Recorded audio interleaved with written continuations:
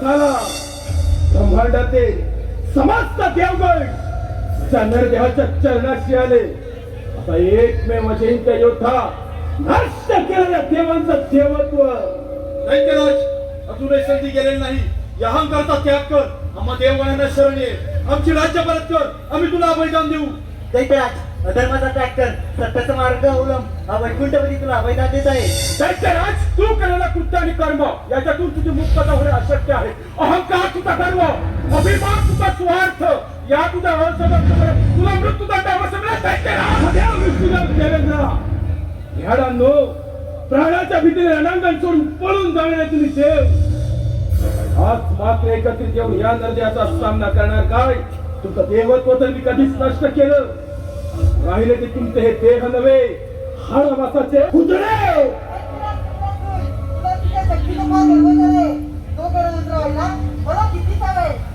म्हणजे प्राणाच्या भीतीने रणांगण सोडून पळून जाणारे देव गणेशाच्या आश्रय आले काय? गणेशा, माझ्या मार्गातून दूर हो, आणि तुझा देखील सर्वनाश करेल.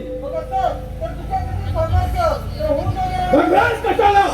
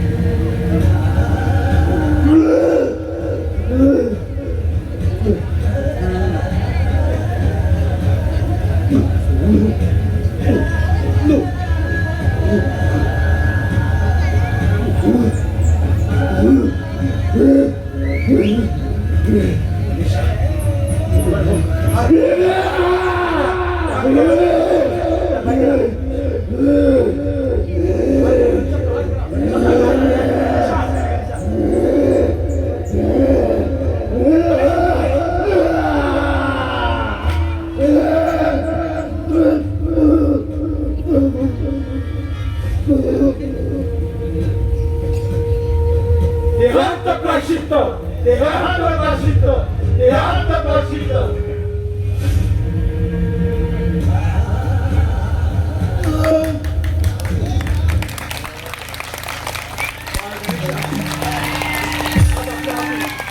या शांत झाला. या सिंदुरासुराच्या सिंदूर वर्णाचा आपणास देखील स्पर्श झाला. म्हणूनच आजपासून या समग्र ब्रह्मांडामध्ये आपणास सिंदूर वर्ण गणेश म्हणून ओळखला जाईल. सिंदूर वर्ण गणेशाचा विजय असो.